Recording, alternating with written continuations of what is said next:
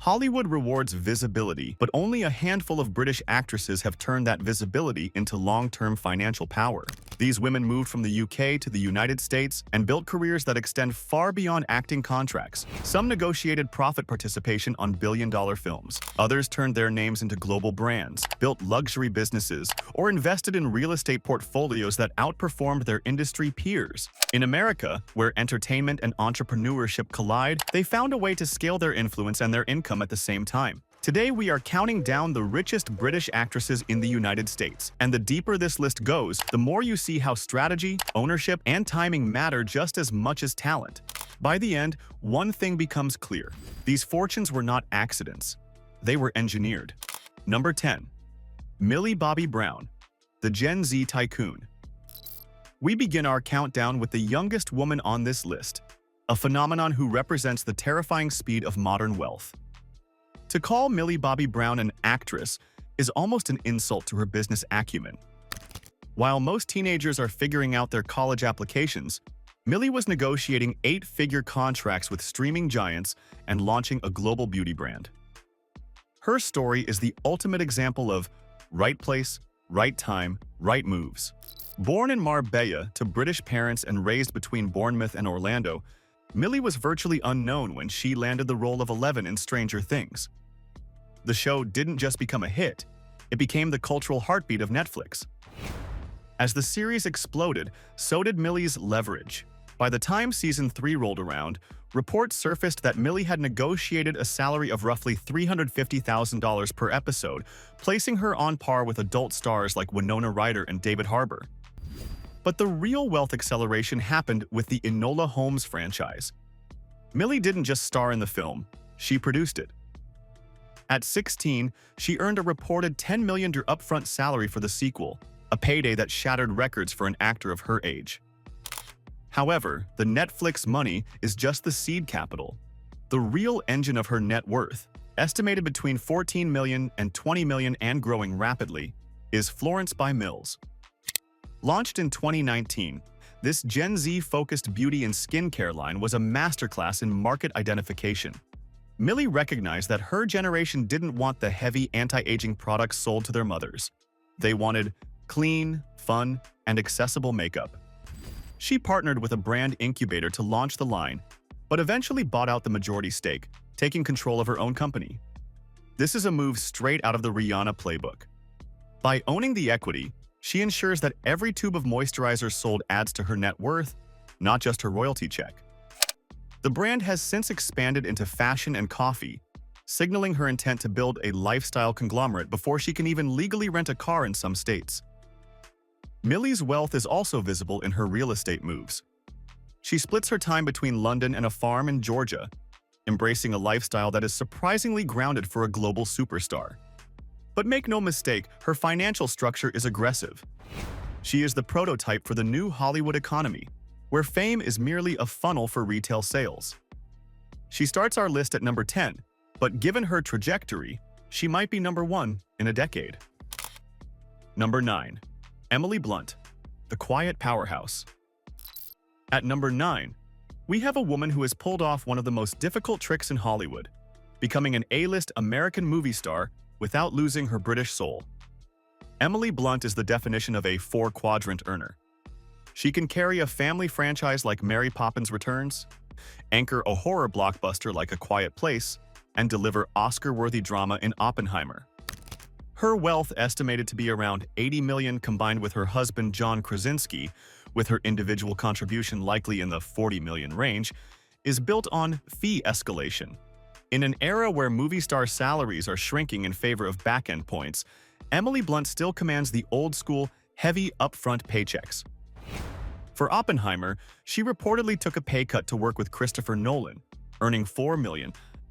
But this was a strategic loss leader. The prestige of that role cements her status, allowing her to demand $12 to $13 million for franchise films like A Quiet Place Part 2.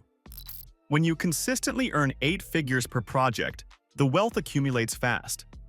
But Emily's financial genius lies in her partnership with her husband, John Krasinski. Together, they operate like a miniature studio. When they sold their web series Some Good News to Viacom CBS, It was a multi-million-dollar asset flip created from their living room. They have also become prolific real estate investors. The couple has a history of flipping luxury properties in high-value markets. They famously bought a home in the Hollywood Hills for $1.86 million, renovated it, and sold it to Kendall Jenner for $6.5 million. That is a massive return on investment that has nothing to do with acting. They repeated the process in Brooklyn's Park Slope, buying a townhouse for $6 million and selling it for $8 million, before upgrading to a massive $15.3 million apartment in the Standish. Emily's wealth is brick-and-mortar heavy. She isn't launching perfume lines or hawking diet teas. She is putting her money into tangible, appreciating assets in New York and London. Her lifestyle is one of private luxury, exclusive schools for her children, flying private to avoid the paparazzi, and maintaining a bi-coastal existence that gives her the best of both worlds. She proves that you don't need a side hustle if you are simply undeniable at your main job. Number 8. Elizabeth Hurley, the swimwear strategist. Number 8 is a woman who famously captured the world's attention with a single safety pin dress, but kept it with a brilliant business pivot. Elizabeth Hurley is worth an estimated $50 million, and while she is a successful actress, a massive chunk of that fortune comes from the fact that she sells the summer. Elizabeth Hurley's career began as a traditional model and actress, notably in Austin Powers, where she earned millions. But in 2005, she looked around the market and realized something. Finding a good bikini was impossible. They were either too sporty or too flimsy. So she launched Elizabeth Hurley Beach. Most celebrity clothing lines are licensing deals where the star lends their name to a conglomerate and takes a 5% royalty. Elizabeth did it differently. She maintained tight control over the company, serving as the lead designer and, crucially, the lead model. Even today, in her late 50s, she models her own swimwear on social media. This is a stroke of marketing genius. It costs $0 in modeling fees, generates millions of dollars in free press every time she posts, and directly converts her Instagram followers into customers. Her company is not a massive mass-market brand. It is a luxury boutique business with high margins. By selling direct-to-consumer and through high-end resorts, she captures a larger slice of the profit pie. But we cannot ignore the Estée Lauder annuity. Elizabeth has been under contract with the cosmetics giant for over 2 decades.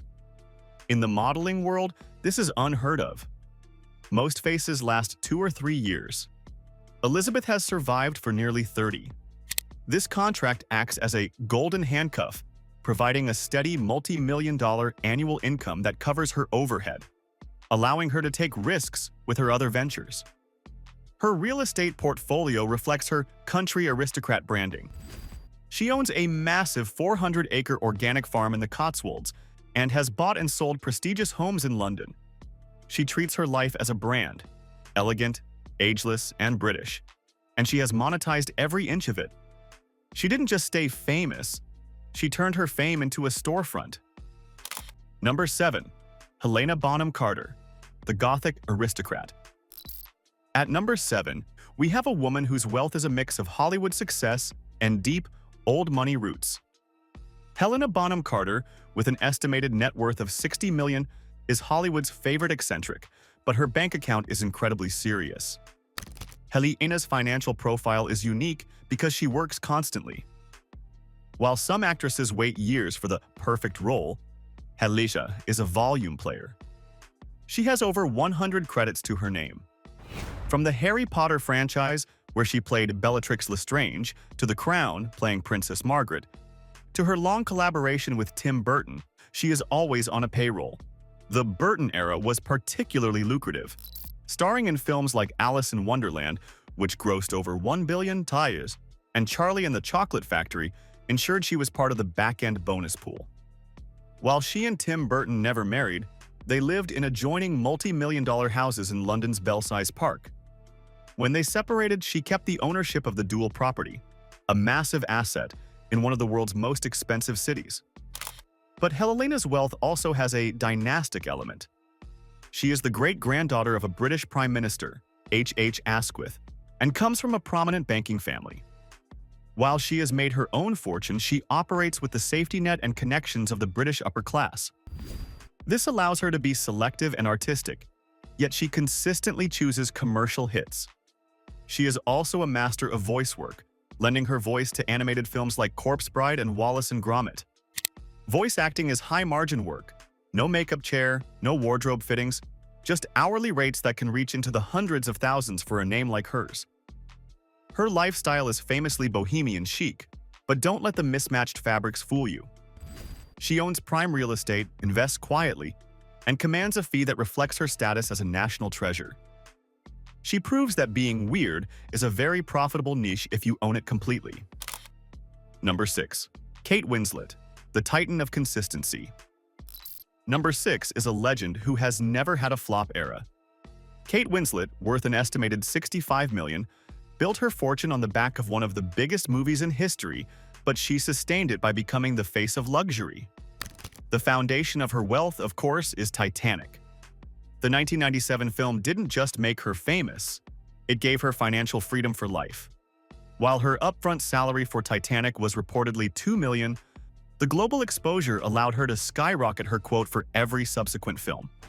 By the mid-2000s, for films like Finding Neverland, she was commanding fees in the $10 million range.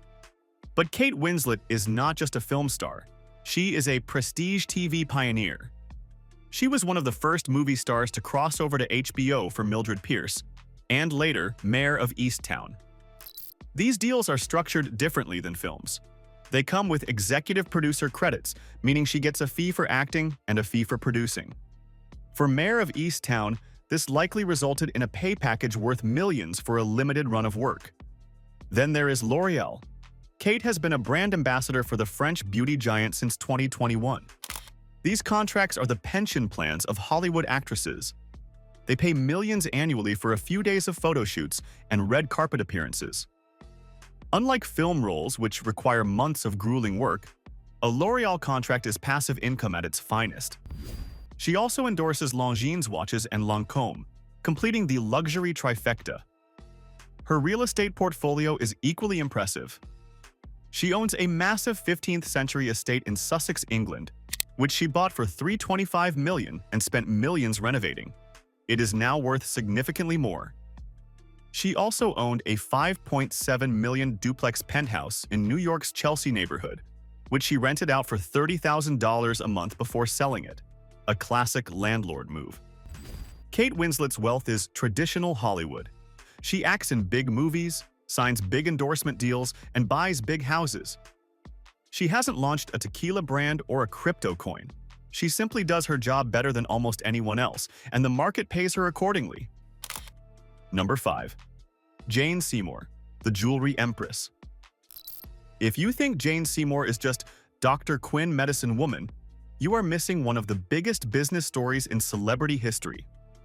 At number 5, with a net worth estimated around $70 million, Jane Seymour is a case study in licensing. Jane Seymour is a working actress, yes. She still appears in movies and TV shows regularly, but her acting money is pocket change compared to her Open Hearts empire. In 2008, Jane launched the Open Hearts by Jane Seymour jewelry collection with Kay Jewelers and parent company Signet Jewelers. The design, two hearts connected but open at the ends, was based on one of her paintings and a philosophy from her mother. Most celebrity jewelry lines flop. This one became a phenomenon. Industry reports suggest that the Open Hearts collection has generated over $1 billion in retail sales since its inception. Let that sink in. $1 billion. Even if Jane's royalty rate is a standard 5-7%, she has earned tens of millions of dollars from this single idea. It became the signature product for Kay Jewelers, advertised heavily every Valentine's Day and Mother's Day for a decade. But she didn't stop at necklaces. She expanded the Open Hearts brand into furniture, home decor, and even a skincare line called Crepe Erase. If you have watched daytime TV, you have seen the infomercials. Crepe Erase is a direct-to-consumer juggernaut in the anti-aging market. Jane is not just the face. She is a partner. These infomercials run 24/7, generating passive income while she sleeps. Jane also leverages her artistic talent. She is a legitimate painter, and she sells her original art and limited edition prints at gallery shows across North America. This is a high-margin business where she controls the inventory and the pricing. She lives in a stunning oceanfront estate in Malibu and a historic manor house in England. She essentially lives the life of a royal, funded by the fact that she convinced Middle America to buy diamond heart necklaces. She is the ultimate licensing queen. Number 4. Emma Watson, the activist investor. At number 4, we find the girl who grew up in a castle and used the gold she found there to buy a seat at the boardroom table. Emma Watson, worth an estimated $85 million, is the smartest money manager of her generation. The bulk of her fortune, undeniably, comes from Harry Potter. Playing Hermione Granger for a decade netted her approximately $70 million in salary alone. For most child stars, this is the peak. For Emma, it was the foundation. She famously put her money into a trust and didn't even know how rich she was until she was a teenager. This fiscal conservatism saved her from the Ferrari at 16 trap. Post-Potter, she made a massive payday with Beauty and the Beast. She negotiated a deal that included a base salary of $3 million but, crucially, a cut of the box office profits. Since the movie grossed over $1.2 billion, her take-home pay swelled to $15 million. This proved she could carry a blockbuster as an adult. But Emma's real wealth evolution is in her corporate moves. In 2020, she was appointed to the board of directors of Kering. Kering is the luxury conglomerate that owns Gucci, Saint Laurent, and Balenciaga. This wasn't a PR stunt. She became the chair of the Sustainability Committee. Board members at this level are paid substantial fees, often in the six figures annually, and more importantly, are given stock options. Being inside the decision-making room of a global luxury titan is a level of power that transcends acting. She is also an entrepreneur. In 2023, she launched Richest, a luxury gin brand, with her brother Alex. The gin is made from upcycled grape skins from her family's vineyard in France. Yes, her family owns a vineyard. Celebrity alcohol brands are the quickest way to billionaire status, just ask George Clooney or Ryan Reynolds. And Emma is positioning Richest as a sustainable, high-end competitor. Her real estate is stealth wealth. She owns a $3.1 million apartment in Manhattan and a home in London's Canonbury Place, but she keeps her assets low-key. Emma Watson treats her wealth like a tool for change, investing in sustainable fashion, ethical tech, and her own education. She is the proof that you can be rich, famous, and intellectual all at the same time. Number 3. Keira Knightley, the face of Chanel. Number 3 is the woman who has been the face of a single perfume for so long, you can probably smell it just by hearing her name. Keira Knightley, worth an estimated $90 million, has built a fortress of wealth on two pillars: period dramas and Coco Mademoiselle. Let's talk about the movies first. Keira was part of the original Pirates of the Caribbean trilogy. These were some of the highest-grossing films of all time. Her salary for the third film alone was reportedly $5 million, a huge sum for a young actress in the mid-2000s. But she didn't get stuck in blockbuster land. She pivoted to Oscar-nominated roles in films like The Imitation Game and Pride and Prejudice. These films gave her longevity. However, the Chanel contract is the true secret to her net worth. In 2007, Keira replaced Kate Moss as the face of Chanel's Coco Mademoiselle fragrance. Most fragrance deals last 3 to 5 years. Keira has held the contract for over 17 years. It is one of the longest-running celebrity endorsements in history. Industry sources estimate that a contract of this length and exclusivity pays millions of dollars annually. It is essentially a salary for being Keira Knightley. It requires her to shoot cinematic commercials and wear Chanel on the red carpet, a hardship she bears with grace. This steady cash flow allows her to take lower-paid roles in independent British films without worrying about her mortgage. Keira is also a savvy real estate investor. She and her husband, musician James Wrighton, own a stunning $4 million townhouse in Canonbury, London, and likely other properties. She lives a relatively private life, famously paying herself a salary of only £50,000 a year through her company to keep her taxes efficient and her lifestyle grounded. But don't let the modest salary fool you. The corporate accounts are overflowing. She represents classic wealth. She picked a lane, historical dramas, picked a partner, Chanel, and stuck with them until she became an icon. Number 2. Tracey Ullman, the sketch comedy tycoon. At number 2, we have the richest British comedian in history, a woman who came to America and realized that owning the show is better than starring in it. Tracey Ullman is worth an estimated $120 million, and her fortune is a mix of television genius and a what-if story for the ages. Tracey Ullman burst onto the US scene with The Tracey Ullman Show in the late 80s. It was a hit, winning Emmys and cementing her status. But the show's biggest legacy was a series of animated shorts that aired in between the sketches. Those shorts were called The Simpsons. Tracey famously filed a lawsuit in 1992, claiming she was the mother of The Simpsons and deserved a share of the merchandising profits, which were estimated at $50 million at the time. She asked for $2.5 million. She lost the lawsuit. However, do not feel bad for Tracey. While she missed out on the billions of Simpsons merchandise, her career did not suffer. She continued to produce and star in successful series like Tracey Takes On. For HBO pays a premium for talent, and as a creator-producer, Tracey kept a large slice of the budget. But a significant portion of her wealth also comes from her marriage to Alan McKeown, a legendary TV producer. McKeown was a founder of Meridian Broadcasting and produced huge hits. When he passed away in 2013, he left behind a massive fortune, including a production empire and an impressive property portfolio. Tracey owns incredible real estate, including a mansion in Pacific Palisades, California, and a townhouse in Mayfair, London. She has consistently worked for 40 years, never fading, always reinventing herself. Her wealth is old TV money, the kind built on syndication, production rights, and the golden age of cable. She proves that you can lose a lawsuit against Homer Simpson and still end up richer than Mr. Burns. Number 1. Catherine Zeta-Jones, the Hollywood royalty. And finally, at number 1, the undisputed queen, a woman who came from a fishing village in Wales and ended up owning a significant chunk of the Western Hemisphere. Catherine Zeta-Jones is the richest British actress in America, with a net worth estimated at $150 million. Catherine's wealth is a perfect storm of 3 factors: mega salaries, smart branding, and the Douglas dynasty. First, the acting money. In the early 2000s, Catherine was the highest-paid British actress in the world.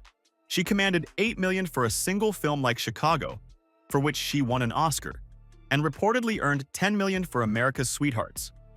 She was the face of T-Mobile in a massive endorsement deal that paid her $10 million over 2 years. At the time, a record-breaking sum for a celebrity spokesperson. Second, the business.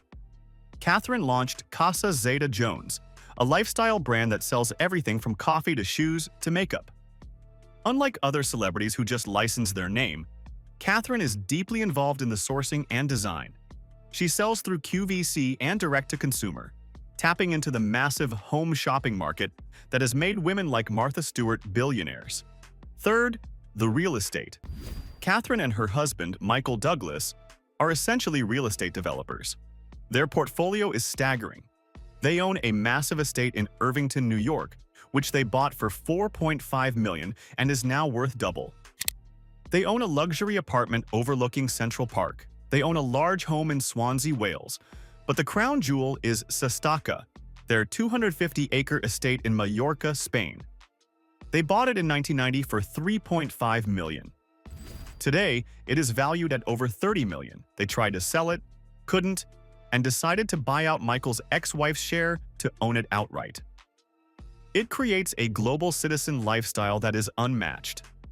Catherine Zeta-Jones sits at number 1 because she combined A-list talent with A-list marriage and A-list business sense. She didn't just play the role of a rich woman in movies, she became one in real life. She is the ultimate success story of the British actress in America. Each actress on this list followed a different path, but they all reached the same conclusion. Hollywood is not just a place to perform. It is a platform you leverage. The women featured here built their careers with the discipline of entrepreneurs, combining acting income with equity stakes diversified investments, luxury partnerships, and long-term intellectual property. Their success proves that the entertainment industry rewards the people who think beyond their next role and focus on what they can own. If you enjoyed this look into how Britain's top actresses built real wealth in America, tell us which story stood out the most. Hit that like button and subscribe for more deep dives into the worlds of money, influence, and legacy.